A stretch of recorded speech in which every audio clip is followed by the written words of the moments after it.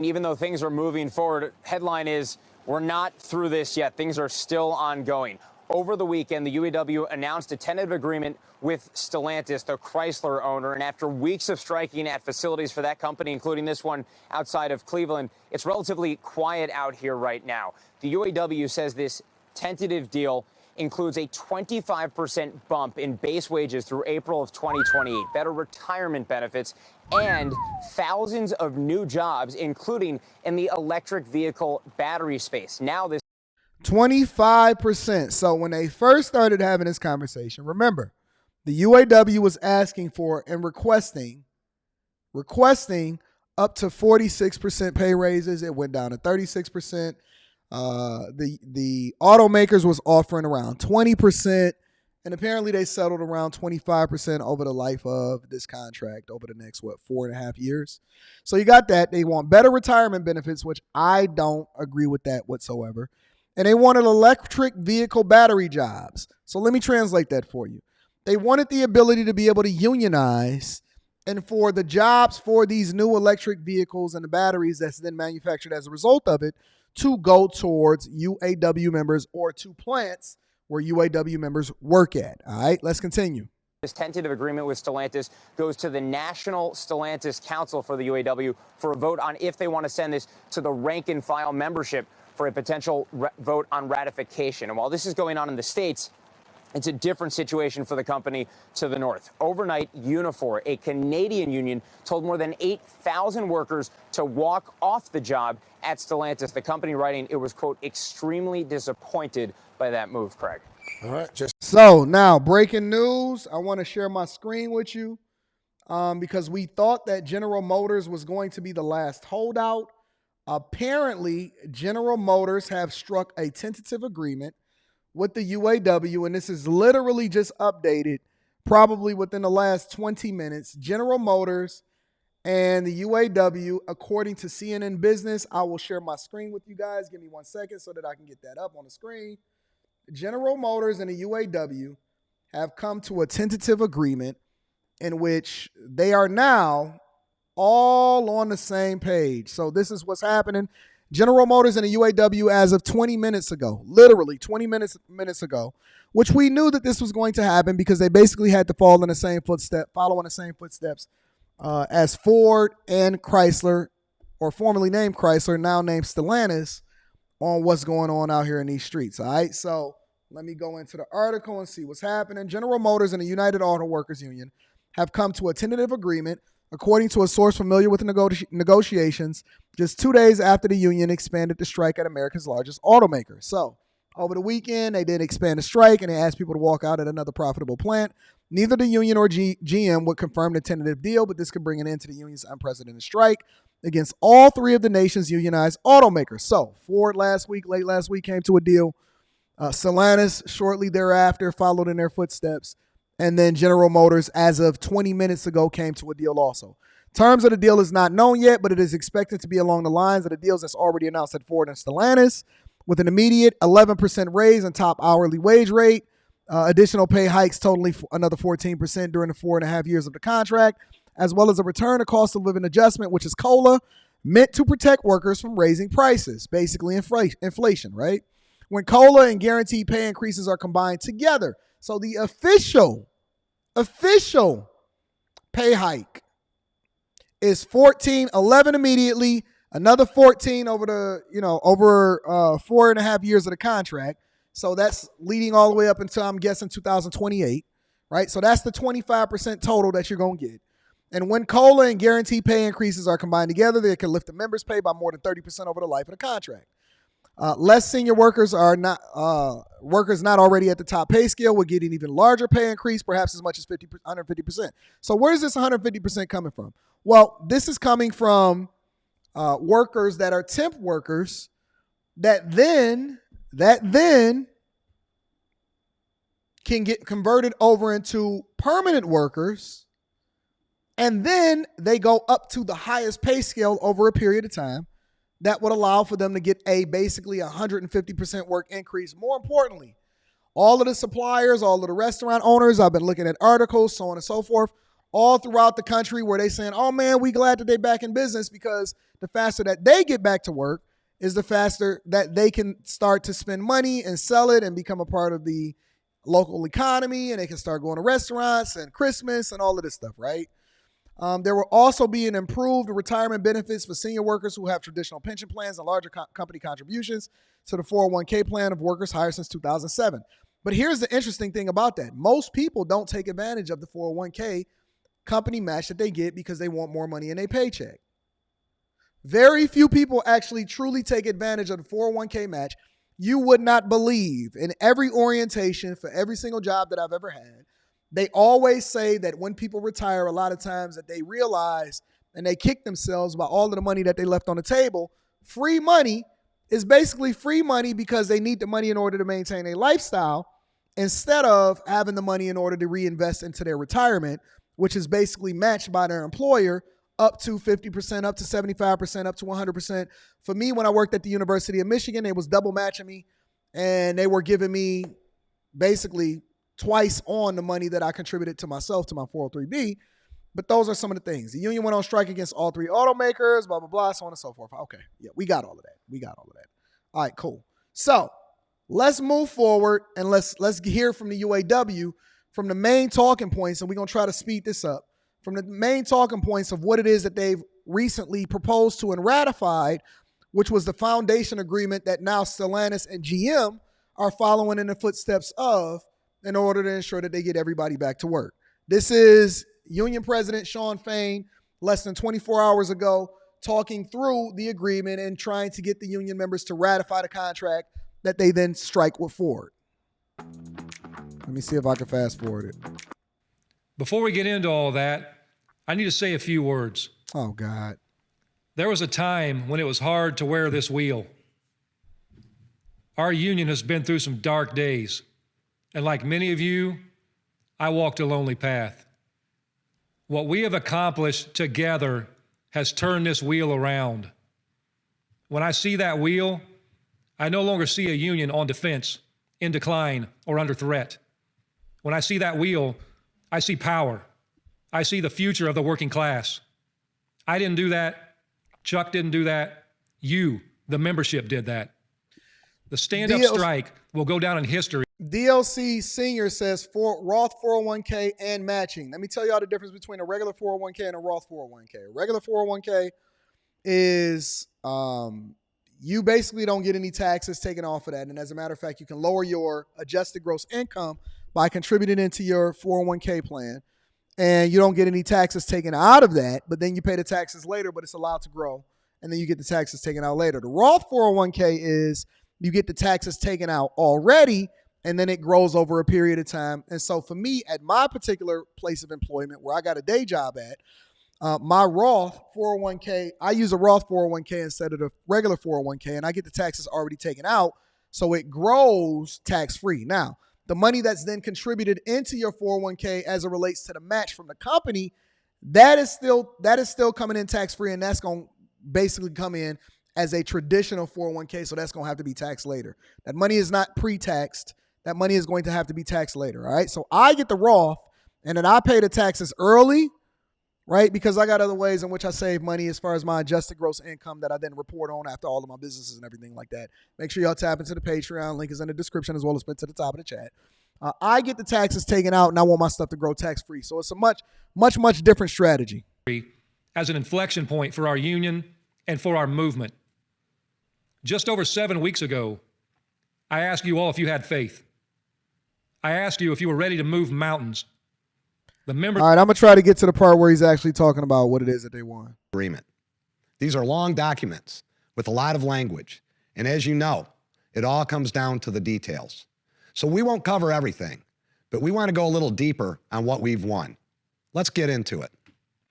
We went to each of the big three and proposed an expiration date of April 30th, 2028. We did this for several reasons. First, this allows us to strike on May Day, or International Workers' Day. May Day was born out of an intense struggle by workers in the United States to win an 8-hour day. I do not, and I know I should be looking at this from a business perspective, but see, this is the thing, right? Finally made it. Good morning, everybody. Blessings. Shout out to Jazz Y Art Studios. I appreciate you. They're already looking for or looking towards a 2028 strike date.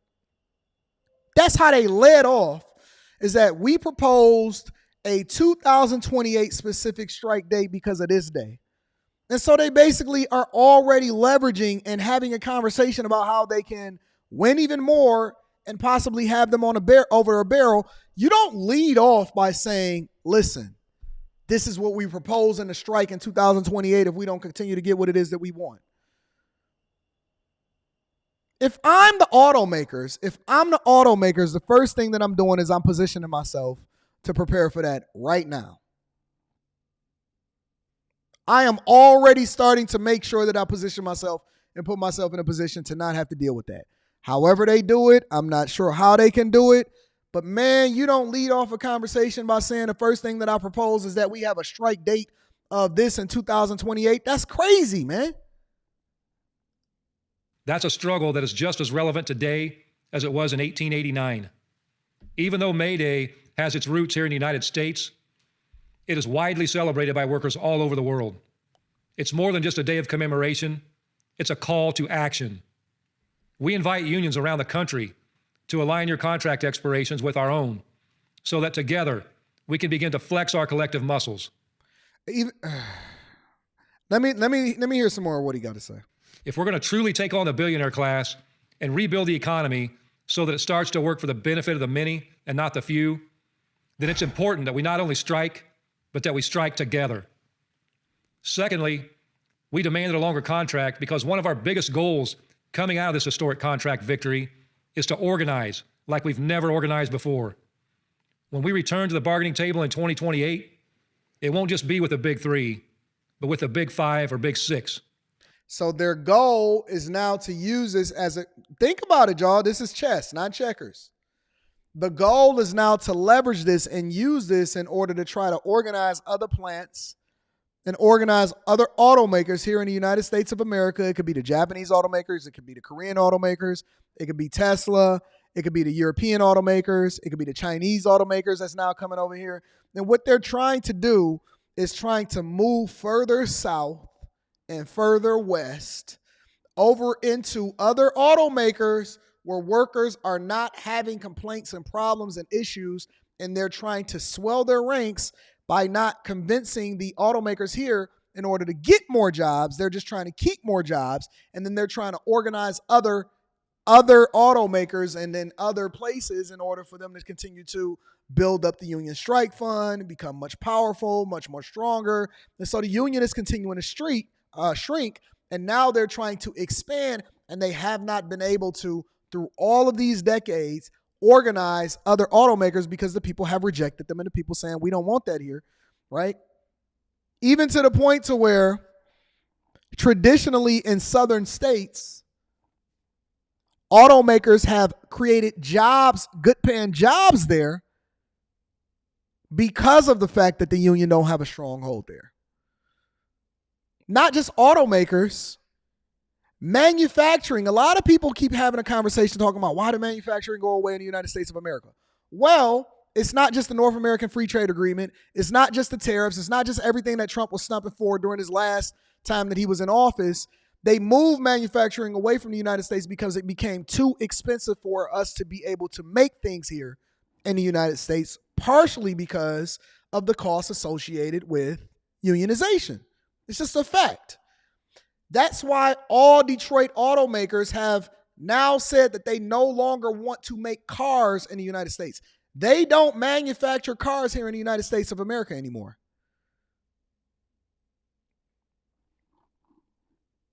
It's in Mexico, it's overseas, it's imported here in the United States of America, even to the point, if you look at the next time you go to a car lot, you don't even got to buy a new car.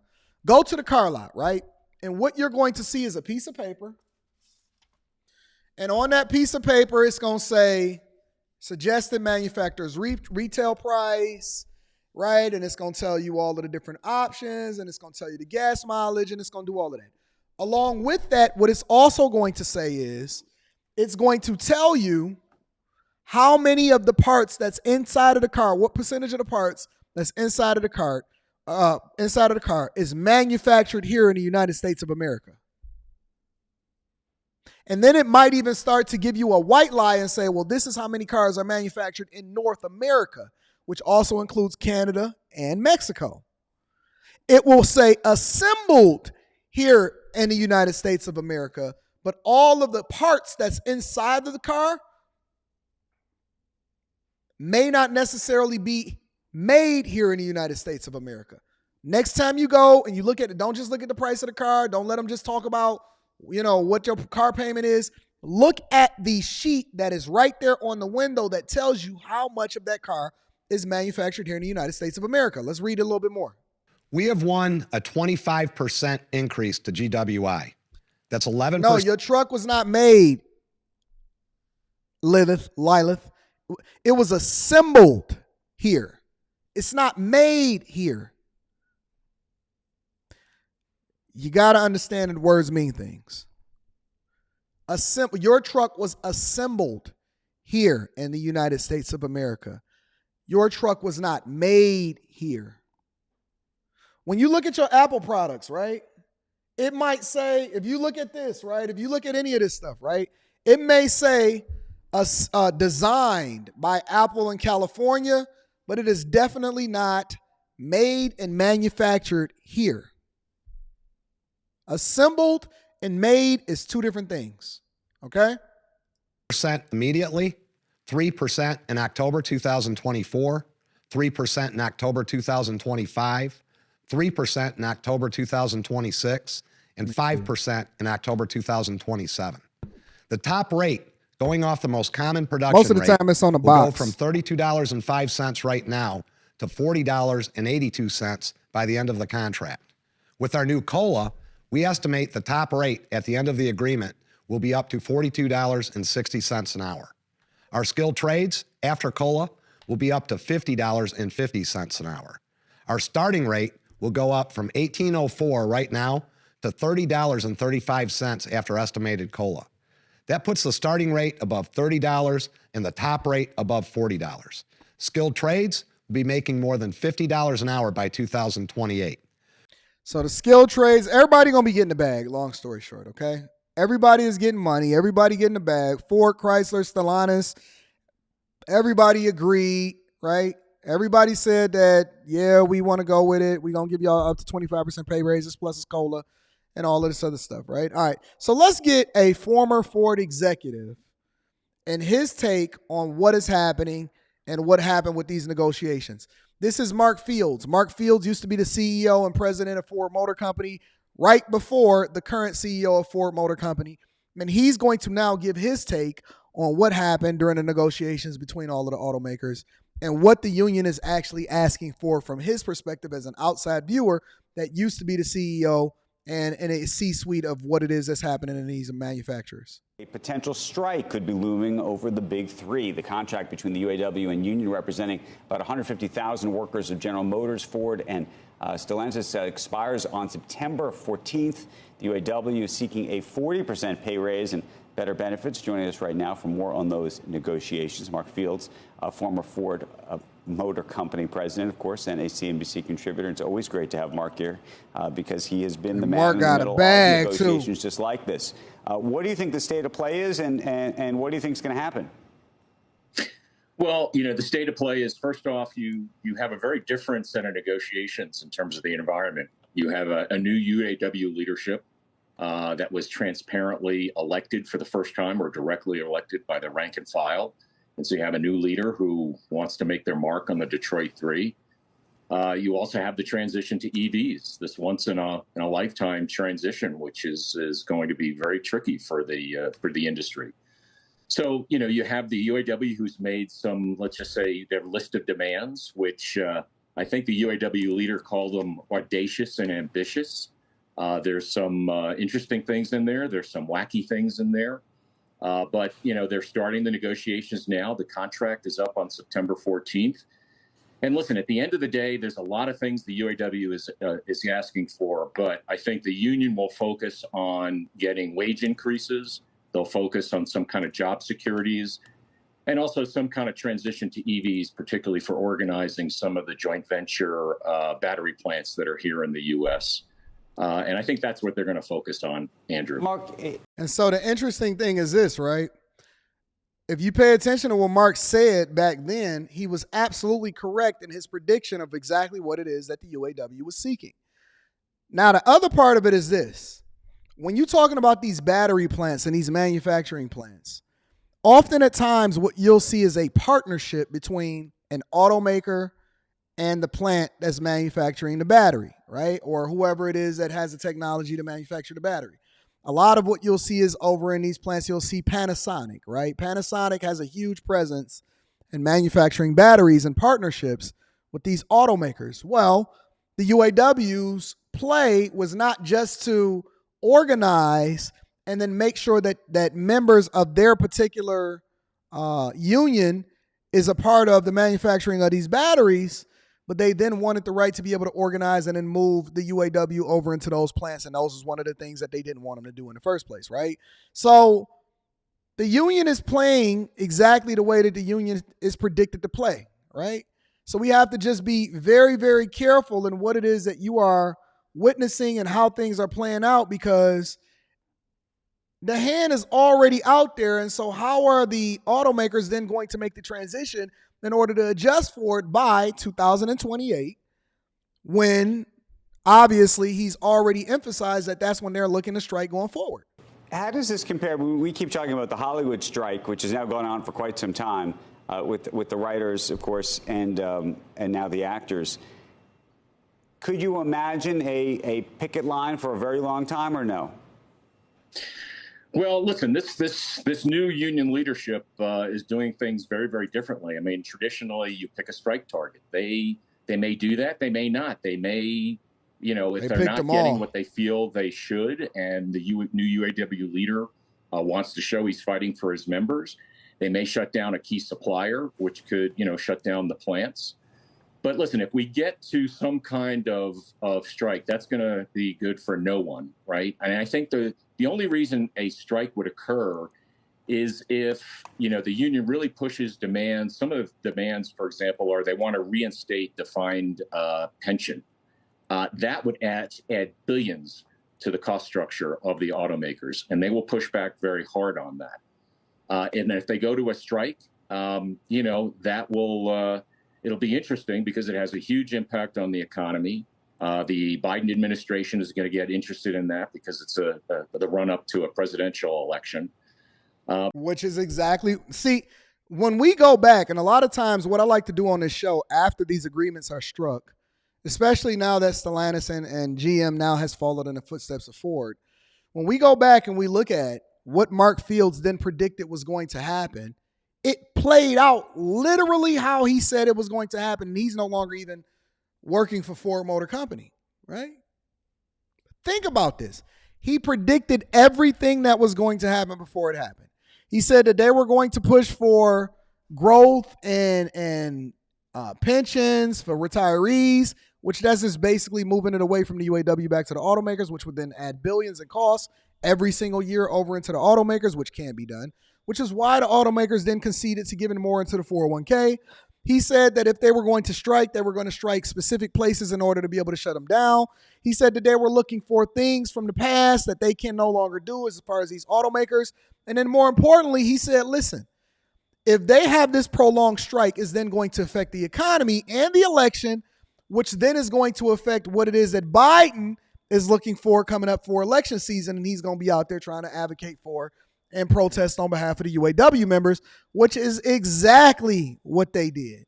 And y'all remember Biden out there with a sign and all of this other type of stuff in order to try to get endorsement from the UAW and saying that get a fair wage for a fair...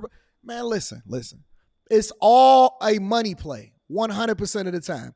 Whether you're talking about politics, whether you're talking about manufacturers, whether you're talking about the UAW and their ability to be able to... See, now that they have the support, they're going to try to leverage this in order to try to unionize other plants across the United States of America.